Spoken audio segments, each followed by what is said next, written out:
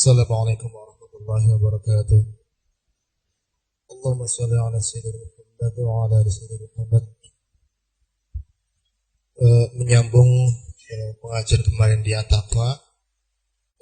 Jadi yang saya tanyakan, bagaimana kita hidup bertasawuf yang zaman sekarang itu serba modern, bahwa yang namanya harta, tahta, kedudukan wanita itu bagi kami orang-orang awam sangat menyilaukan mata. Nah, jadi intinya bagaimana kita hidup bertasawuf di dunia modern. Sekian, terima kasih. Wassalamualaikum warahmatullahi wabarakatuh.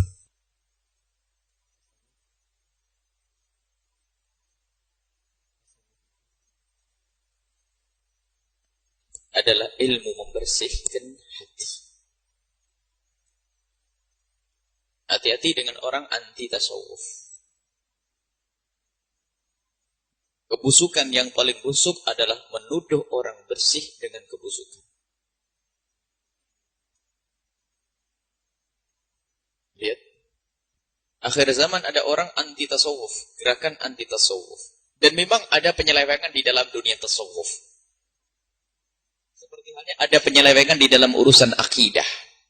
Kita tahu ada akidah-akidah sesat. Ada Khawarij.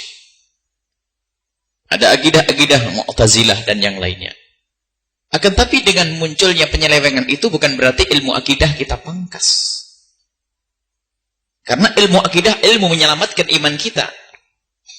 Ilmu hadis pun demikian. Hadis adalah hanya menyambungkan kita kepada Allah melalui lidah Nabi SAW. Hadis harus. Akan tapi jangan gara-gara adanya pendusta-pendusta hadis. Ada pendusta hadis itu ada dari masa ke masa. Pembuat hadis adil palsu yang ingin merusak Islam. Bukan gara-gara pendusta hadis ini lalu hadis kita pangkas. Orang cerdas, pohon indah mewah, itu kalau ada benalunya yang dipangkas adalah benalunya, bukan dipangkas pohonnya. Dan ilmu tasawuf, ilmu yang dari masa ke masa, dan ilmu itu intinya ilmu membersihkan hati. Ilmu membersihkan hati agar semakin rindu kepada Allah, rindu Rasulullah, berbuat baik kepada sesama, menghilangkan rasa dengki, dendam dan sebagainya. Itu ilmu tasawuf.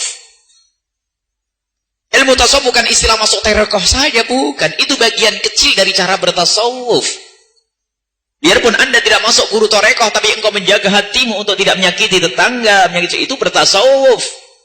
Biarpun Anda ngambil tarekat la ilaha illallah 100.000 kali tapi nyakiti tetangga, tidak ada tasawufmu. Jadi tasawuf itu ilmu membersihkan hati. Dan itu adalah ilmu agung dan mulia. Jika ada penyeleweng tasawuf, orang atas nama syekh, guru tasawuf tapi melanggar syariat, itu bukan tidak ada urusannya dengan dunia tasawuf. Tasawuf adalah dengan ciri negakkan syariat Nabi Muhammad. Dengan ciri khas lagi adalah membersihkan hati. Makom-makom yang tinggi, membersihkan hati itu dunia tasawuf. Sehingga dengan bersih hati di saat kaya, lihat berguna hartanya untuk apa? Itu barangkali yang ditanyakan. Orang ahli tasawuf bukan orang harus fakir, tidak. Imam Malik kaya, banyak ulama-ulama kaya. Jadi banyak ulama-ulama kaya, akan tapi dia lihat kekayaannya adalah tidak pernah merusak keimanannya. Tidak pernah nyantol di hatinya. Sebab yang namanya kekayaan itu pemberian dari Allah. Tidak semua yang diberikan Allah menjadikan kita rusak. Jadi seorang sufi, seorang tasawuf akan selalu menjaga hatinya di dalam keadaan apapun. Kefakiran tidak merusak hatinya menjadi putus asa dan marah-marah kepada Allah, tidak. Jadi dunia tasawuf adalah dunia kemuliaan. Awas, hati-hati, di akhir zaman ada orang yang memperangi dunia tasawuf. Memang banyak ada penjahat-penjahat tasawuf. Yang dinyatakan oleh Syekh Abdul Wahab Asy-Sya'rani, ada orang yang mengaku tasawuf dan mereka adalah musuh tasawuf.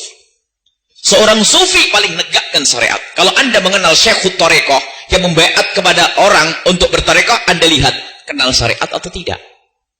Kalau ada pelanggaran syariat, ketahuilah haram dilakukan, apalagi bangga dengan haraman, tidak pantas menjadi murid, apalagi menjadi guru Syekhut Tarekoh. Itu saja ukuran kita. Anda bisa melihat tentang syekh-syekh yang pantas jadi guru tarekoh. Dari kitab terbaru, misalnya Anda membaca mungkin yang punya kitab Tanbirul Qulub, kitab di akhir itu dibahas bagaimana seorang sifat-sifat seorang Syekhut Tarekoh. Menjadi guru tarekoh itu bukan berarti bapaknya meninggal lalu dia mewarisi. Belum tentu. Kesolehannya, ketawaduannya, kemuliaan, kebaikannya harus ada. Ilmunya, Baik. Jadi sering torekoh atau tasawuf dirusak oleh orang-orang yang pengen dimuliakan oleh manusia dengan atas nama Allah. Ngaku ketemu Nabi, ngaku bisa kasyaf, ngaku bisa waduh macam-macam dusta lihat. Hanya pengen dimuliakan di masyarakat, ya cium tangannya, wah nih umatku banyak dan sebagainya. Hati-hati. Guru torekoh, lihat kata Dr. Buti di Syam, itu banyak guru-guru torekoh yang menjadi murid pun tidak pantas, itu di Syam. Kalau di sini, Allah Allah. Itu di Syam. Ada orang ngaku guru torekoh, tidak ada ilmu agamanya, nggak ada ini ya. Ada makom-makom. Dan semoga Allah mengampuni. Kita juga pernah melihat suatu ketika. Ada sebuah kisah. Pakai gelang emas. Kok ini aneh-aneh? Dan aneh-anehnya disengaja. Kalau dibilang, kenapa begitu? Oh, saya mah lain. Ya lain, ahli neraka itu. Kok enak melanggar Allah, malah katakan lain-lain begitu. Memangnya apa? Ilmunya Khidir. Siapa ente ngaku kayaknya Sayyidina Khidir? Sayyidina Khidir ilmunya lain. Nabi Musa nggak paham. Sayyidina Khidir, waduh. Jadi, sudah untuk kita umat Nabi Muhammad kok bicara ilmunya Sayyidina Khidir alaihissalam. Bukan, ilmu Sayyidina Khidir bukan dibuat-buat, akan tapi tiba-tiba seseorang diberi Allah ilmu seperti Nabi Khidir. Bukan berpura-pura sampai ada. Ini pernah kejadian suatu ketika ada seorang datang ke Hadramut. Ke Hadramut. Itu dengan bahasa unik. Alhamdulillah saya tadi ketemu Imam Haddad, ketemu Imam ini. Jadi ketemu langsung, jadi dengan ziarah kubur itu ketemu semuanya. Ini yang merusak dunia tasawuf. Orang-orang besar, wali-wali besar, guru-guru kita pun tidak pernah ngomong duduk dengan Imam Haddad, nongkrong dengan Imam Haddad. Bahkan ada yang mengatakan kalau ziarah kubur Nabi Muhammad saya langsung ngobrol dengan Rasulullah. Allah. Itu guru torekoh itu. Biar digedekan oleh umatnya itu. Ahli neraka itu. Itu yang merusak tasawuf. Jadi hati-hati. Jadi digedekkan ketemu Rasulullah. Habib Hasan Asy'atiri sangat marah jika orang dikit-dikit ketemu Rasul. Kalaupun Anda benar mimpi ketemu Rasulullah, itu kemuliaan untukmu antara engkau dengan Rasulullah. Enggak perlu diceritakan kepada tetangga. Apalagi kepada murid. Kalau ceritakan kepada tetangga maksudnya paling urusan pinjam duit saja. Tapi kalau urusan dengan murid, pengen diagungkan oleh muridnya. Masuk kesombongan yang paling gede. Allah muridku, ini antara aku dengan ente pribadi. Ente pribadi muridnya 100. Ana semalam ketemu Rasulullah. Innalillahi wa inna ilaihi. Ini musibah. Guru-guru torekoh palsu ini itu yang merusak tasawuf. Seorang tasawuf paling takut kepada Allah. Kalau punya harta paling dermawan, tasawuf pelit. Guru ahli torekoh pelit. Mana? Subhanallah. Jadi tasawuf adalah, adapun masalah perbincangan kajian ilmiah tentang tasawuf asalnya dari apa? Enggak penting masalah asal. Enggak penting mana istilah. Memang istilah tasawuf tidak pernah ada dalam Al-Quran dan hadis Nabi SAW. Tidak pernah ada, akan tapi maknanya ada. Dan tidak usah diganti dengan istilah tazkiyah atau tathhir yang ada di dalam Al-Quran. Kenapa? Tazkiyah benar ada dalam Al-Quran, tathhir ada dalam Al-Quran. Akan tapi kita tetap menggunakan istilah tasawuf karena istilah ini sudah mengakar dari masa ke masa. Sebab kalau kita katakan dirubah menjadi istilah tazkiyah, nanti ngira orang kalau tasawuf itu salah. Ini musibah. Jadi tetap kita selama ini mempertahankan istilah tasawuf. Kalaupun Anda tambah dengan tazkiyah, tetap ada tambahan tasawuf. Karena istilah tasawuf sudah mengakar. Sehingga tidak ada guru hadis kecuali punya guru yang sufi. Coba kalau istilah tasawuf ditiadakan, diganti dengan istilah tazkiyah atau istilah tadhhirun nufus, sehingga anak-anak kita, generasi kita tidak ngerti istilah tasawuf, istilahnya ngerti tadhhir nusuf, padahal maknanya sama. Ya. Roti sama apem, kalau roti itu modern, kalau apem orang kampung, gitu saja. Bahannya sama. Ya, lontong sama nasi, bahannya sama, begitu. Itu orang aneh bedakan. Nah, kalau sudah istilah tasawuf ini sudah dilupakan, sehingga yang di masyarakat itu isalah dengan tazkiyah, tathhir, giliran anak kita membaca sanad hadis, ternyata Imam Bukhari punya guru, Imam Az-Zabidi punya guru, seorang sufi, sufi, bid'ah. Nah, padahal nih, jadi istilah tasawuf memang, maka selama ini kami lebih mengakrabkan kembali istilah dunia tasawuf. Intinya adalah memberi la musyahadah fil mustalah. Istilah nggak penting. Istilah nggak penting itu. Jadi istilah itu nggak penting. Istilah usul fikih, istilah nahwu sharaf nggak ada pada zaman Nabi, tapi semua pakai itu. Nah, Jadi itulah, jadi tasawuf adalah dunia kemuliaan. Harus kita mengambil dunia tasawuf, ilmu membersihkan hati, tapi ingat, guru yang benar.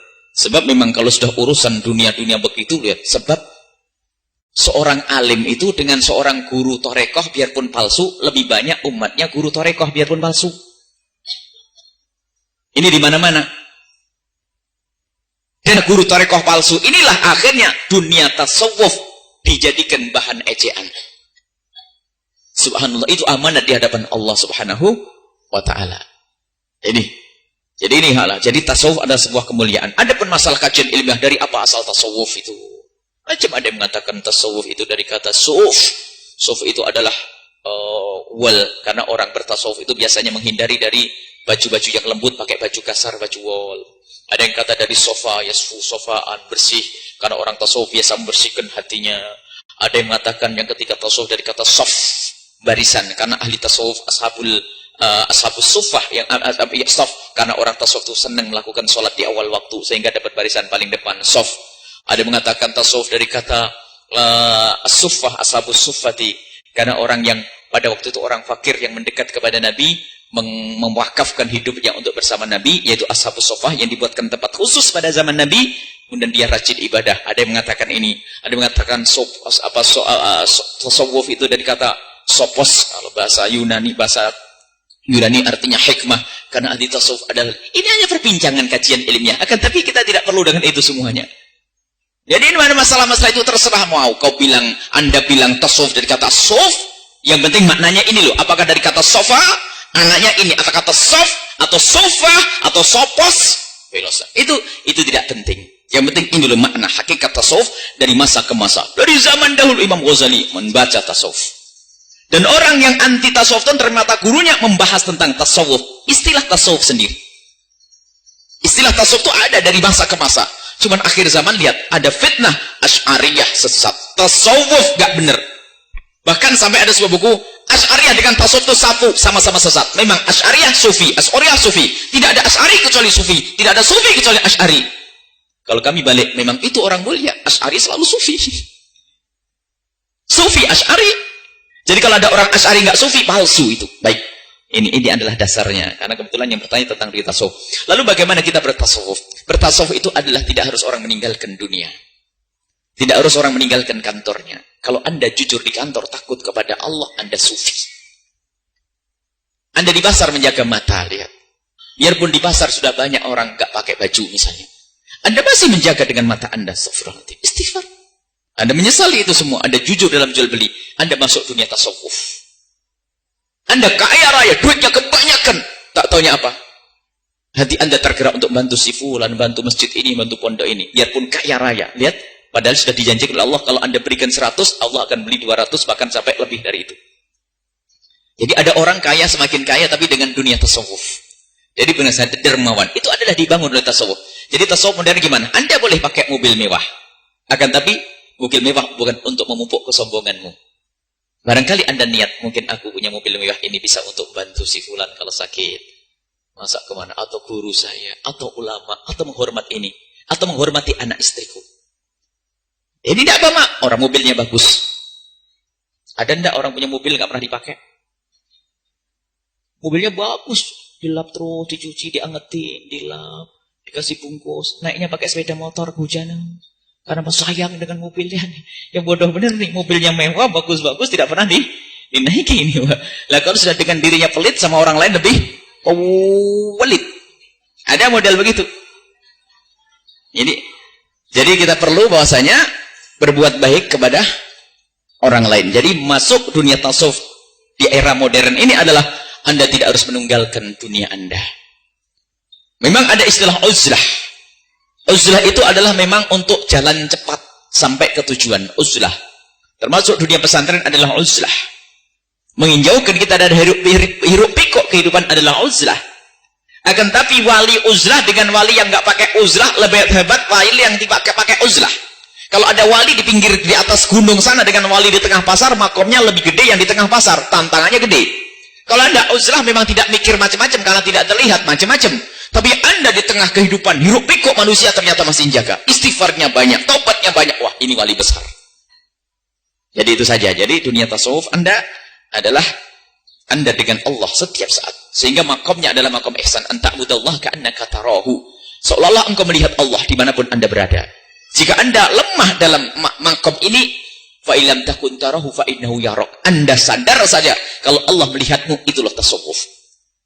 Anda mau jual beli, sadar dilihat oleh Allah.